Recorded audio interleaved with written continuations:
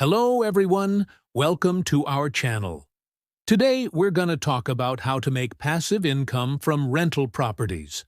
So if you have been thinking about becoming a landlord, or if you are just curious about how other landlords are making money, stick around, because today I'm going to walk you through some numbers. So let's break this down really simply. Okay, so there's two ways that people typically make money when it comes to real estate. One is through the actual cash flow, right? So that would be what's called the rental yield. We typically calculate that one of two ways. The most simple way is to take the monthly rent that you're receiving and then divide it by the purchase price of the asset and multiply it by 100. So let's say, for example, that you go out and buy a property for $100,000 and you charge $1,000 per month in rent. You would take that $1,000, divide it by the $100,000 purchase price, and then multiply it by 100. So that would give you a 12% return on your investment. That's what's called the rental yield. A lot of landlords target somewhere between an 8 to 12% rental yield. However, sometimes you can get more, you can get less, depending on where you're buying. So for example, if you were to buy in a secondary market or a tertiary market, you may be able to achieve a 15% rental yield. If you're buying in like a primary market, you may only achieve an 8% rental yield. But that's the first way that people make money from rental properties. It's through that consistent cash flow every single month. The second way that people make money with rental properties is through long-term appreciation. So if you're not familiar with that, basically what happens is, over time, real estate values appreciate.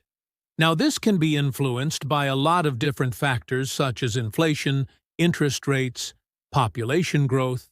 But generally speaking, historically, real estate has appreciated anywhere between 3 to 6% on average. So let's look at this example here. Let us say that you purchased a home for $100,000 and then 5 years from now, that home appreciates by 4%. Well, guess what? You just made an extra $4,000 just from holding on to that asset, right? So if you bought it for $100K and it appreciated 4%, that's worth $104K. So if you were to sell it for $104K, you just made $4K. Now, if you held on to it longer, let's say you held on to it for 10 years and it appreciated at 4% annually, you would have actually made $26,000 just through appreciation. And what's really cool about that is that if you did all the right things, right?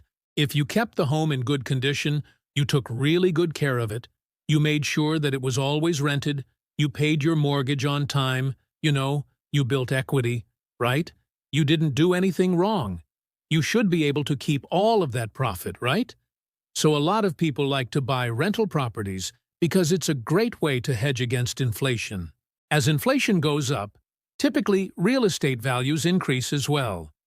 Now, there are some risks to consider as well. For example, interest rates could go up, the housing market could crash, right? There could be a lot of things that happen that could impact your return on investment. But historically speaking, if you look at it over a long enough period of time, real estate tends to go up. All right. So if you enjoyed this video, hit the like button below and subscribe to the channel because we make videos like this all the time.